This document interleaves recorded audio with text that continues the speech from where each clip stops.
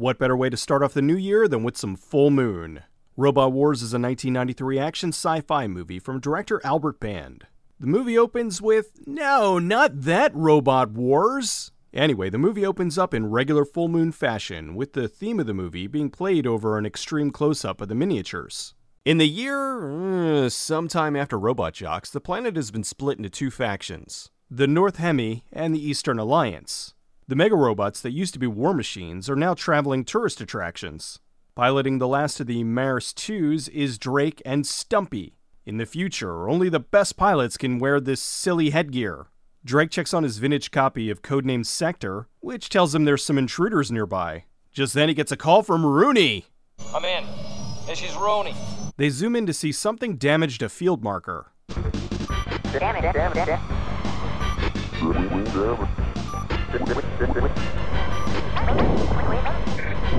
Tablet computers are freaking huge in the future. Rooney meets with General Wally and his assistant Chow Sing. In the passenger compartment of the robot, nothing screams futuristic travel like bicycle helmets. Drake does a scan and finds multiple targets. Rooney orders Drake to destroy the rebels as a way to show off to the general. So Drake engages with the rebel tank. We're under fire from remote control laser launchers. I'm sorry, the remote control laser launcher. So you guys gonna do anything? No, huh? Just gonna sit here and get shot at instead of firing your giant laser cannon? The passengers, not surprisingly, begin to panic. Oh no, my Ebola samples! This kind of looks like one of those infomercial fails. Are you tired of this happening every time you travel? So Drake continues to do nothing except get shot at. Finally, like an hour later, they blow up the launcher. It took this long to destroy a stationary target. Just imagine if it was moving. The Mega Robot's supposed to be this walking death factory, when I'm pretty sure two of these laser launchers would have destroyed it. Back at the base, Rooney is not too happy with Drake's performance. Look, you're a terrible pilot, but I love your snack cakes. The tour group arrives, and in walks Annie. She's with the press, but is there to meet a friend. Well, that was way before we here at North Hemi proved that long-term storage of hazardous materials can be safe. And fun. Yeah, tell that to this guy. Over at the robot off-ramp, Drake is... oh no. Oh, he's one of those match-chewing guys. Annie meets up with her friend Lita. Drake overhears Lita complaining about his piloting, so he does the natural thing. Makes several unwanted passes at her. Are you busy tonight? Excuse me? Let's go to your place. You know, mine's a mess. She's not amused by this. I think you need to be, spanked. And I think you need an ice pack. Drake is effectively turned on by this, and since it's the 90s, I'm sure they'll end up fully in love by some point. Bite your tongue, Stumpy. That Hellcat's gonna bear my children. This thing really makes me miss Zoids. Rooney's giving a sales pitch to the general to buy a smaller version of the Maris 2. They apparently need this to patrol their toxic zone? But I thought toxic waste storage was safe and fun! Rooney offers to send the general on a trip in the Mega Robot to Crystal Vista. Crystal Vista is a ghost town that was abandoned in 1993, and totally not a way to save money by not having to build sets for a futuristic city. Over in Lita's hotel room, she's taking a shower while still wearing clothes. She doesn't believe the story about Crystal Vista being abandoned in 1993, so she wants to investigate. She thinks there's a huge weapons stockpile under the city. Weapons that were supposed to have been destroyed during the Tri-World Arms Reduction Treaty of 2021. Wait, 2021? So Robot Jocks should be happening like right now! You know what this is? Micron transponder? Why yes, because it says it right here! Drake goes to see Rooney. Take a real long look at these eyes and tell me what you see. A guy who frequently gets punched by women? That night, the general's showcasing his sparring abilities. Full point. Drake and Stumpy go to watch, and of course, the only seats available are right behind Lita and Annie. This here is my ace mechanic Stumpy, the stuntman. I half expected him to go, the Stumperino, Stumpalaya. The general challenges Drake to a match. Shall we dance? No thank you, General. My feet are killing me. Full excuse for the year 2041. Apparently you can't have sore feet in current year. The general insists, so Drake lays him out. Annie's making the tour guide uncomfortable. Since Drake's on vacation, the robot's being piloted by Captain Balls? Hey, folks, this is your pilot, Captain Bowles. Rooney's talking to Lieutenant Pritchard. Seems the general requested Drake to be his pilot, but he can't because he volunteered for a Spec Ops mission. This looks less like a post-apocalyptic battlefield and more like a messy neighbor's backyard. Wait, why are the bad guys wearing the soldier helmets from Krull?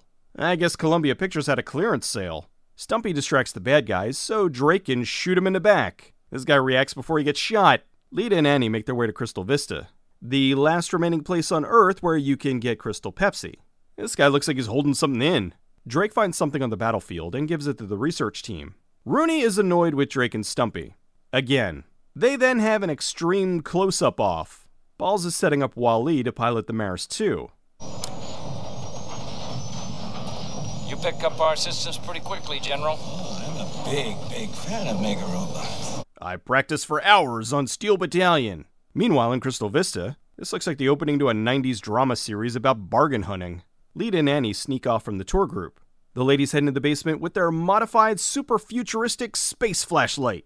Drake and Stumpy are playing Rock'em Sock'em Robots 2029. Lita finds the hidden underground tunnels and locates the micron transponders she was looking for. Puppet Master 54? Well, as of currently, they're up to 12. 13 if you count the soft reboot. Which, for those of you that have been asking, yes, it's really good. The ladies go up a ladder to find more boiler room. Annie heads back to the tour group while Lita investigates some more. Lita runs into the Centros and escapes. Hot diggity damn, this has been a splendid demonstration. That's great. Can you get off my lap? Lita avoids the Centros. The Centros arrive at the robot dock and kill the security guards. Wally shows up and shoots Balls. That sounds worse than it is. Turns out the general's part of the Centros uprising so he can steal the Maris 2. These guys are really hardcore Pixar fans. We won! Wally! Wally! Wally! Wally! Wally tells Rooney that he's taken the robot, and there's nothing he can do to stop him. Pritchard then goes to get the one guy who can stop him, who's really drunk. Wally's taking the Maris 2 for a joyride with the hostages in the back. Oh wait, now they're in space? No, I want out! Be my guest. Killed by his own stupidity. Annie sprays some FDS on the camera to disable it. Stumpy makes Drake a kale smoothie to try to sober him up. Drake refuses to help until Rooney tells him they've got Lita. Barbara Crampton's in trouble? I'll be there on the double. Oh no, the Maris 2 is getting ready to destroy the Necron's restored monolith. Lita manages to escape being shot repeatedly by the Centros, but is horribly wounded by a random nail. Stumpy takes Drake to Crystal Vista to look for the Mega 1, a long-forgotten robot. Wally is lasering his way into the pyramid thing. The Centros capture Lita, but she's rescued by Drake and Stumpy in the nick of plot convenience. Look, they're being all cutesy, like they've had this love-hate relationship for days. Really, they only met twice, and one of those times she punched him in the face. Lita takes them to see the micron transponders. There they are. Drake's locator signal. Why are there 3 dots then? Wally's making funny faces. He finds out where Drake is, so he goes to stop him. The group heads into the tunnels to find the robot. They find the remnants of the Mega 1, and for some reason, it's still getting power. They really built these things to last. They're going all Battlefield Earth here with the extreme Dutch angle abuse. Wally contacts Drake to get sassy. Peekaboo, I kill you. Stumpy pulls a lever, and Drake pushes a bunch of buttons until something happens. The Mega 1 then smashes its way to the surface. Now with the Mega 1, Drake goes to square off with Wally. Let the robot wars begin!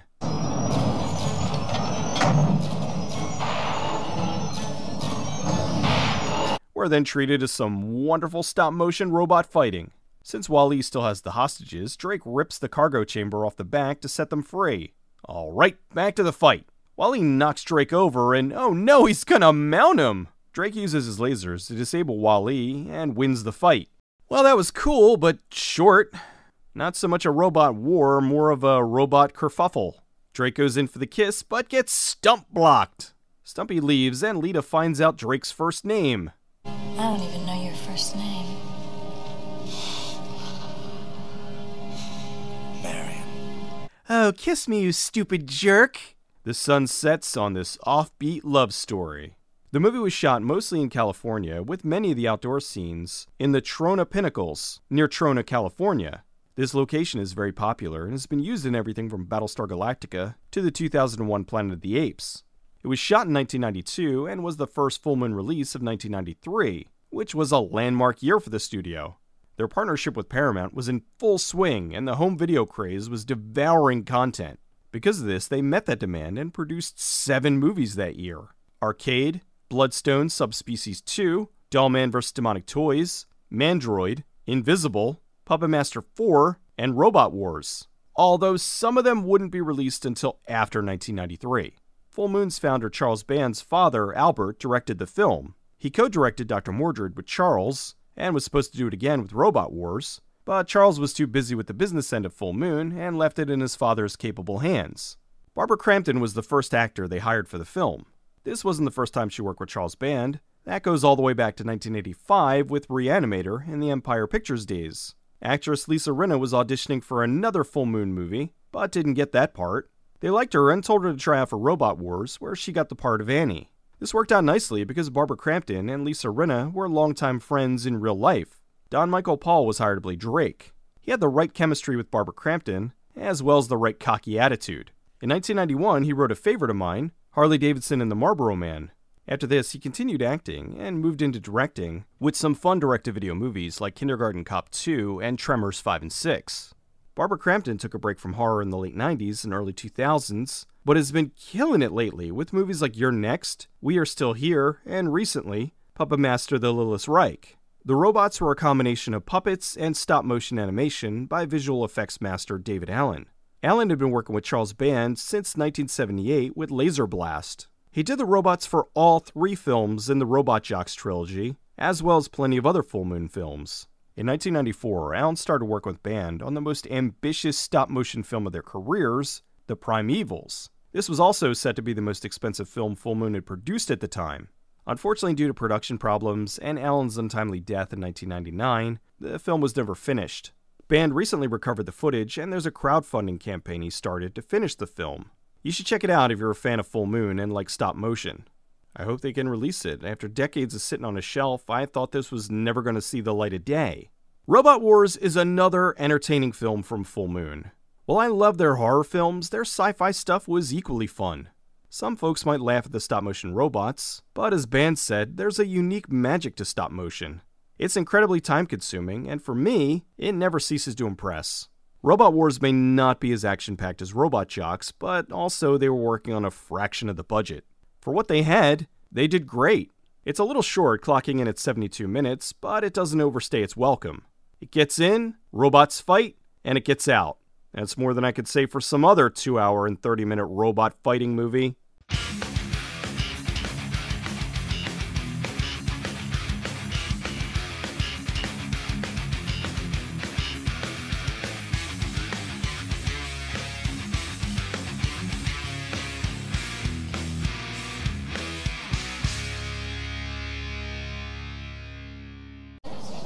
I think you need to be, spanked. And I think you need an ice pack.